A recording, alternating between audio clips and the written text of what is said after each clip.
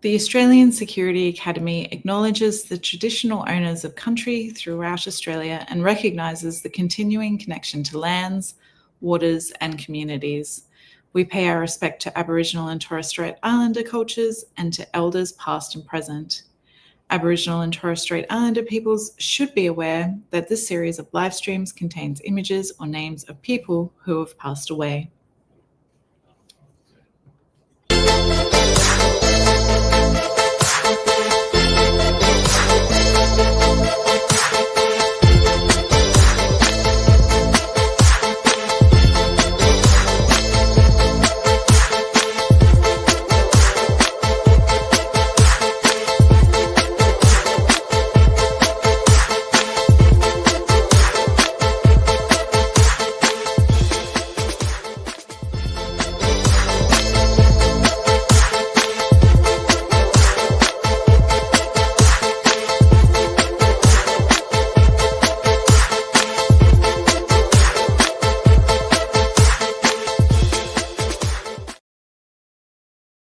Good afternoon, investigators. Mike Evans and Casey Pine with Spy Curious O'Clock Friday, every Friday for the investigation news, events, job vacancies, all that sort of stuff here on Spy Curious every week. How are you, Casey?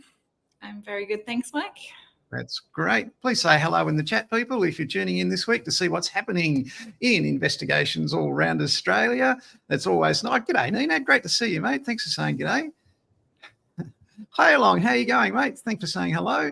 And Emily, great to see you. Last weekend, Casey dragged me along to a country and western evening, which is something I haven't been to for a long time. David, g'day, how you going, mate? It is great to see you, Casey. So Casey made me go to, g'day, Michelle, how you going? Great to see you. An event last week with Ringers Western, and it was an absolutely amazing event, a family event that we went to, and the team from Ringers Western really looked after us. And if ever you get an opportunity, people, I cannot recommend enough, drag your family along. G'day, Nesreen, great to see you, and enjoy the hospitality of the great people at Ringers Western. It was a good night, wasn't it, Casey? It was great. It was good fun. Every year. I bought some of their gear and I was going to bring it along and show you what to wear to surveillance and what not to wear to surveillance, but I might do that next week. I ran out of time this week. But if you want to blend in a country and western event, it's always important, I think, to wear a cowboy hat, because I don't think I saw a person there that wasn't wearing one. And the whip cracking contest was absolutely amazing to watch. Really, really enjoyed it. So, people, how are you feeling? Are you feeling old this week? I'm sure you're not, because it's 39 years since Charlie's Angels started on TV as a weekly television program 39 years ago. Isn't that amazing? 114 episodes of that program made it legendary status, but that's nothing. You're watching Spy Curious, which has had 334 episodes, and they only had 114. So that makes us way more prolific and more famous than Charlie's Angels. In the news this week down in Tasmania, there was a search and rescue operation, which was a practice operation done at Wayatina. Now, these are the people who come throughout Tasmania, police, emergency services, volunteers for lost people, all that sort of thing. Wayatina's right next door to where we do our bush and rural surveillance training at the Great Lake in Tasmania. So it's equally cold conditions, equally cold water. And they recently had this year down in Tassie at the Mountfield National Park, a rescue operation down there, where a lady in her 60s fell into a lake in the snow. And she was there with another lady who rang emergency services, and emergency services helicoptered in. They finally got there and they found the lady in the lake. And they said to the other lady, well, why didn't you pull her out? And the other lady was late 60s and she was too frail to do it. So it was a really strange rescue operation. And this is what they practice for with these things. We had one a couple of years ago where they were in their rubber rafts going down the river practicing their river rescues. And of course, all the rivers run down there from melted snow. That's what they are. Okay, this isn't what flows through beautiful cow paddocks and horse paddocks in Queensland or Victoria. This is freezing cold water. And they were practicing their search and rescue, and one of them got a leak in their waders in the boat, and the person got hypothermia from that leak. So they were the search and rescue people. One of them had to be search and rescued. So it's very dangerous stuff. It happens right where we do our bush and rural surveillance training, and all great fun. There are some amazing job opportunities for licensed investigators and government investigators over on our Facebook page, Australian Private Investigator Corporate and Government Investigation Jobs. Just to have a look at a few of those this week, just quickly.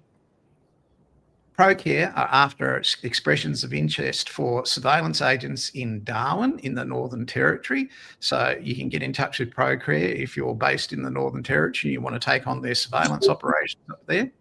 The University of Queensland in Brisbane are looking for an investigator, principal investigator at the university. You will need a certificate for in government investigations, probably a diploma for a principal investigator. They're offering to pay up to $129,654 a year plus superannuation. Your biggest problem here is going to be events and social occasions, because one of the biggest problems they have are people using date rape drugs at universities, and it's been consistent for the last 25 years. So if you're an investigator, yeah, you're going to have a few parking disputes at the uni, you're going to have some missing stuff at the uni, you're going to have the odd, physical incident, but major one that you'll be investigating before you'll be probably the first on the scene at the first complainant is date rape drug use at universities. So keep that in mind. Tabcorp down in Victoria are looking for an investigator. Now, do you think this is going to be a really good job for an investigator? Do you want to bet? Yeah, it's Tabcorp. So, of course, it's going to be a good job for an investigator. And, of course, it's going to be about betting. That's what you're doing, okay? And it might involve a whole range of fake claims, using fake gambling tickets for horse racing or for lotto or whatever it is. G'day, Joseph. Great to see you, mate. Thanks for saying hello. In New South Wales, they've got 2 positions vacant there for tobacco licensing enforcement officers. You must have a certificate for in government investigations to do this job. Now, this is a highly dangerous job. Okay, they're cracking down on organised crime, and organised crime, they don't like it. Okay, so they're avoiding paying the excise and tobacco tax, that sort of thing. This is exactly how they got Al Capone, for tax evasion and not paying tax. So these guys in organised crime, very wealthy because of what they deal in, okay, very well funded. They get this stuff in smuggled through shipping containers or however they get it into the country. And you go in as the tobacco enforcement officer, you grab all their stock and all their vapes, you take it back to the warehouse. From there, it's transported to the waste disposal facility, and it's crushed, destroyed, and buried. That's what they do. Now, you'd think it'd be smart to resell it, but no, they're not going to. This is illegal stuff, so they destroy it. And that might involve burying it or burning it, depending on what it is. If it's the vapes, they're just going to be crushed in some kind of crusher, that sort of thing. Now, what happens is as soon as you raid them with your Pantech truck and take it all away, your B team, your A team goes in and does that. Your B team stands by around the corner, because what they do is they fill the shop back up full of tobacco again, instantly.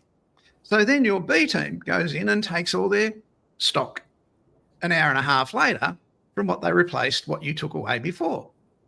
That's okay. They take that away. You've got to have a C team, because they're going to fill it back up again.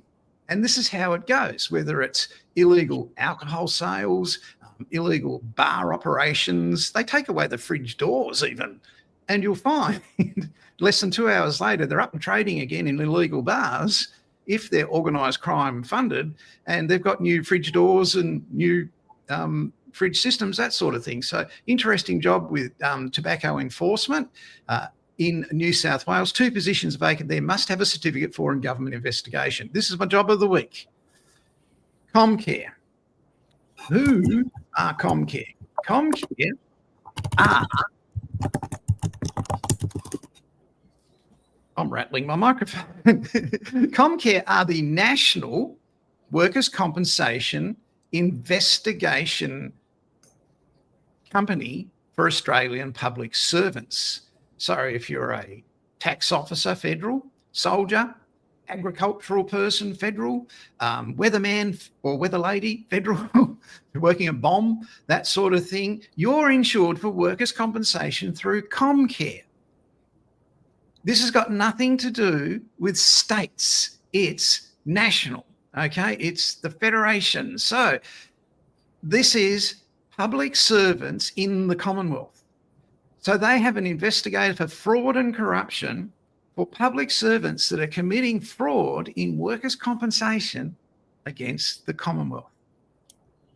It doesn't make a lot of sense that that would happen, but it does. Okay, and these jobs are available not just in Brisbane, as it says there on your screen, but in Brisbane, Canberra, Sydney, and Melbourne. And you are going to need a minimum of a certificate for in government investigations and a minimum of an understanding of fraud and how that works in government. And that's why we do that over in Investigations Uni, where you can learn all about that. You're also going to have to know what the important factors are in workers' compensation investigations in relation to the Commonwealth. They're exactly the same as the state. We've told you those time and time again over on Investigations Uni, and I sound like a broken record when I talk about it, but you'll learn all about that when you go to Investigations Uni and watch that. The thing that's really important about Investigations Uni is that comes free to all graduate students of the Australian Security Academy. You become a member of the Academy of Investigation, Risk and Loss Adjusting Professionals, and that gives you a ticket to Investigations Uni each week where you can undertake continuous professional development. Now, you might say to me, I can't be bothered with that. I don't want to go to meetings. I don't want to learn stuff that's irrelevant. No, everything in there is relevant.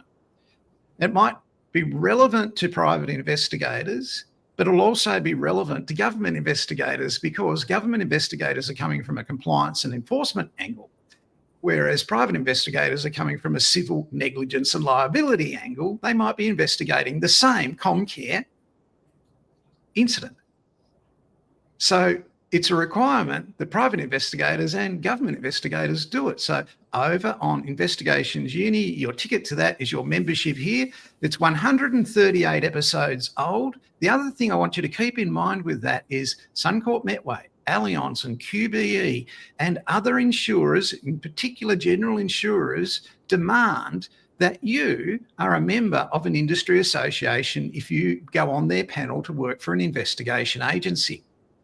And I have investigation agencies that contact me every week that need to get this qualification for their Australian Security Academy graduates free, right? Because they studied here 10 years ago, 5 years ago, or 3 months ago.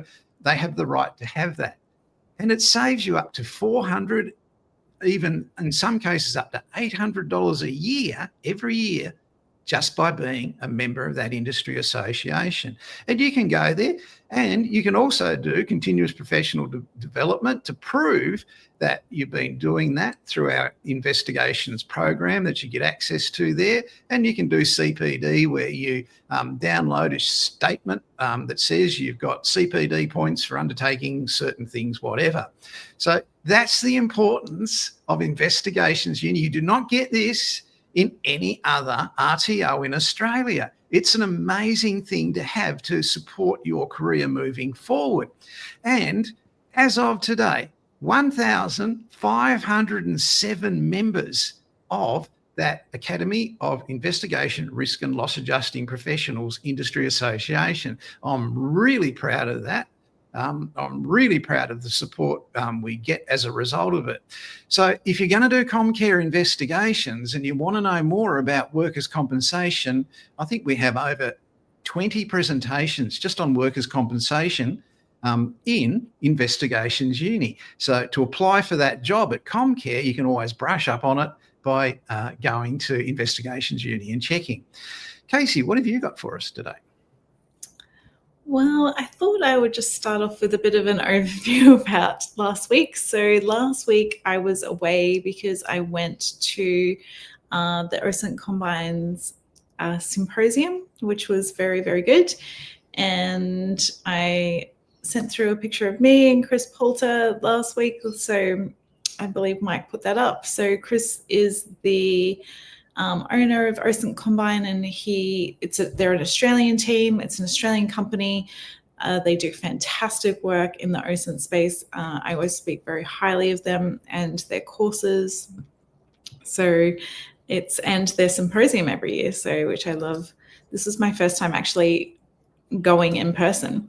And that was me with Ritu. So Ritu, if you follow her on LinkedIn, she is a absolute OSINT gun. She shares tools and procedures and techniques when it comes to OSINT all the time. She is fantastic, and she was just as lovely as you imagine she would be in real life. So it was fantastic to meet the team in person and meet some of the speakers and people that I'd followed for so long on LinkedIn, other OSINT professionals. And it's just such a lovely community. And as I always say, that the OSINT community, they're really generous with their time and with their knowledge. So it's really unique in that way. And I had a fantastic time. I just did a whole Investigations Uni on my overview of what I learnt from the different speakers. And I will just touch on briefly what I spoke about before I get into my OSINT tip of the week. And basically, this year wasn't very sexy. It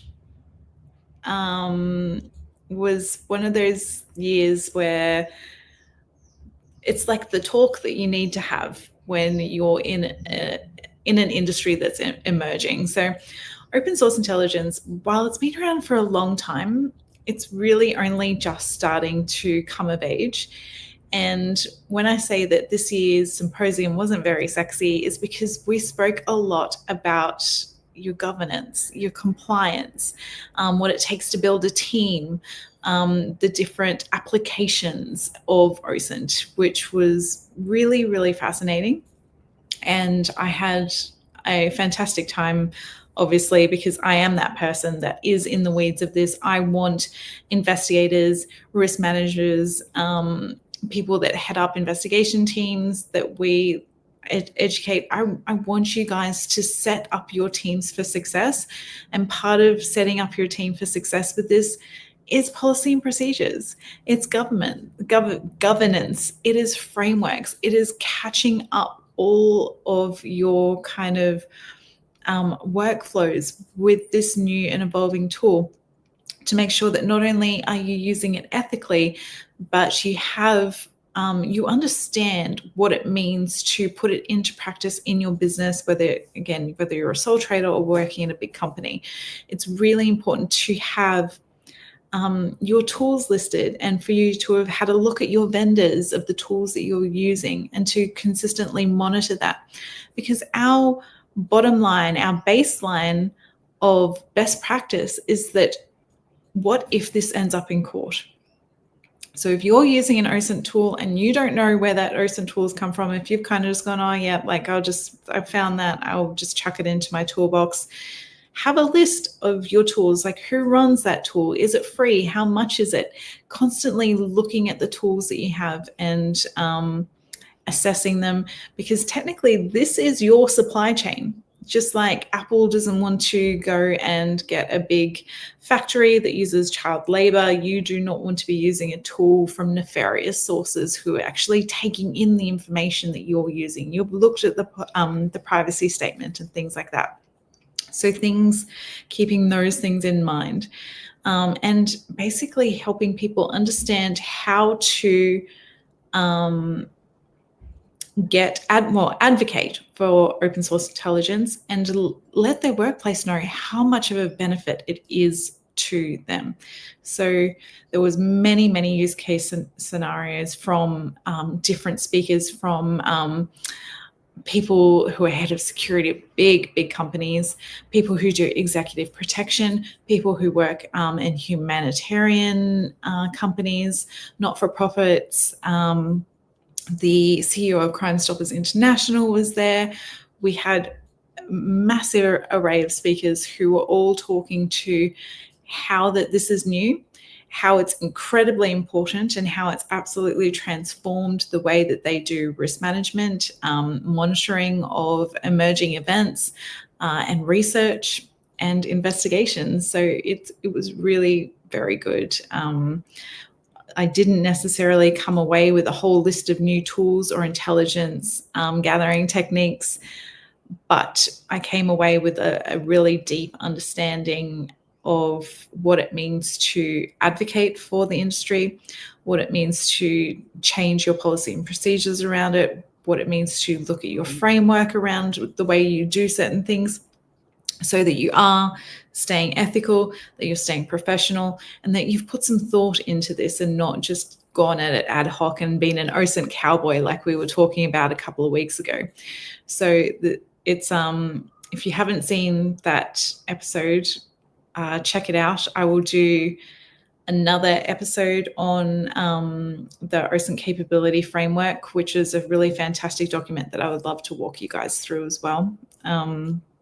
Which really helps. So yes, as I said, not quite very sexy, but it's just so important. And a lot of workplaces are stuck in the old ways with their policy and procedures, and it stops them from being able to adopt OSINT as a skill set, as a really useful tool in their groups, in their investigation groups. So it's really important that we learn how to move forward with this ethically, legally, and move into the future. One good example that I actually forgot to mention on Investigations Uni is that we had it hit the news a couple of weeks ago. Mike spoke about how there was a password shared in an open source intelligence document from an investigations company. That document was shared with a private client which had a password which unlocked hundreds of different, so it was a password that this person used across many different accounts, and how much of a no-no that is. You need to be thinking about things like this. You need to be thinking about the ethics and the person's rights and your responsibilities when it comes to looking at this kind of stuff. If you've done any of my OSINT videos or workshops, you know that you have to be really wary about what you put into a report. You don't go putting in passwords. You don't go putting in pictures that just do not have anything to do with the case that you're working on. So, and just to have good communication with the case manager or with the client, so that if you do come across something and you're like, I really don't feel like this particular thing serves a purpose and I need to protect the privacy of the person that I'm looking into, but I need to speak to the case manager or the client and just say, look, this is here, just letting you know it's not going into the report. So things like that, you have to be really mindful and you have to be smart about it. So yes, great work to the team at OSINT Combine. It was incredible to meet so many incredible people from around the world. I had a brilliant time. So networking is obviously a massive part of that. And it was great to see we had so many ex-students there who are there continuing their professional development. And that just makes me so happy, so proud. And that's the caliber of students that we produce, that for like lifelong learners, people that believe in the industry and sharpening their skills. So my OSINT tip of the week is OSCO. I don't don't know when this kicked in, but I've only noticed it in the last month or so. So when you're doing person of interest investigations and you need to verify a phone number or a email, we've spoken many times on this show and in my teachings that you can use OSCO banking. So your pay ID in your banking app to check, like to see if there's a name or a business attached to a phone number, or if you could reveal any other details behind a email. So for those of you who don't know this, you can go to your banking app and go to Pay ID to pay someone and put in a phone number to see if there's a name or a business name attached to that. Or you can, if you have an email from someone that's like hellokitty62@hotmail.com, you can put that in there to see if there is a name attached to that.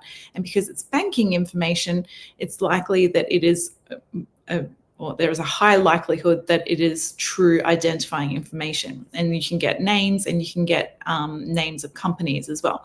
Now, my tip is that recently I've noticed that you can now use an ABN or an ACN as your pay ID, which is fantastic because it's a fantastic tool to help companies stop kind of any banking changing. So if their emails are hacked and their accounts numbers are changed or whatnot, your ABN doesn't change as a company. Your ACN does not change. It's a solid variable that doesn't change. And if you're using that as your payment system, that is amazing. But for us as investigators, you can put in the ABN or the ACN to see if that reveals any more information, whether it's a different company name to the one that you've got listed in your report here, or if it's a different name that comes up to the CEO.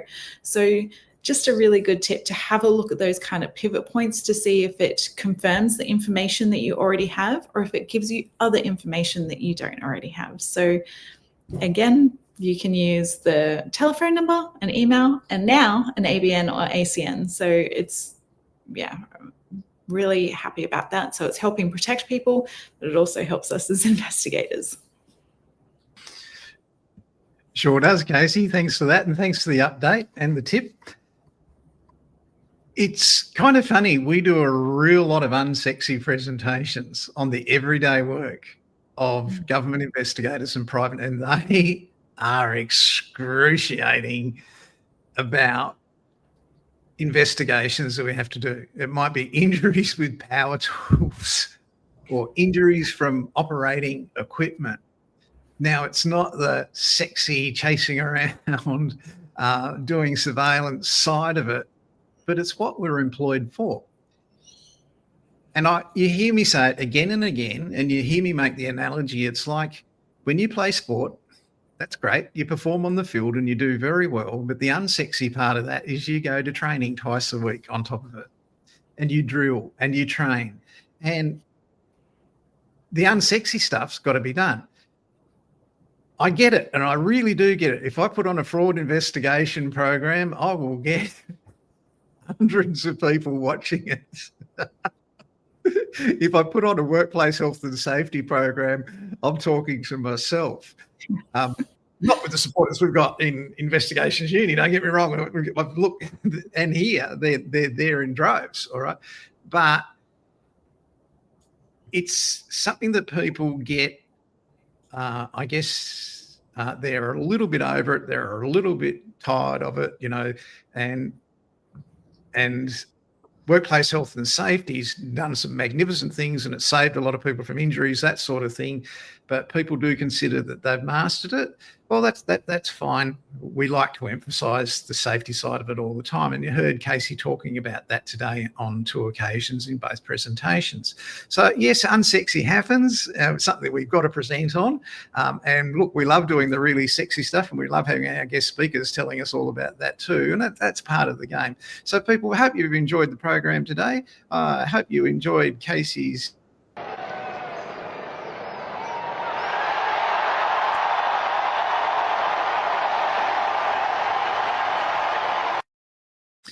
presentation with what went on. Thanks for the update on that case. We're all looking forward to hearing all about it. That was was really important to hear it. And it's great to see that there were so many government departments there. And Casey can't give away their names, but there was an incredibly large amount of government departments. And it's refreshing to me to know that people, you know, who are, thanks Ninad, who are, and thanks Emily, who are tasked with protecting the environment or tasked with, you know, protecting our treasury or whatever, our defence, whatever that is, they're there and they're participating in this and they're building their skills too. So that's refreshing to know, Case. Really pleased with that.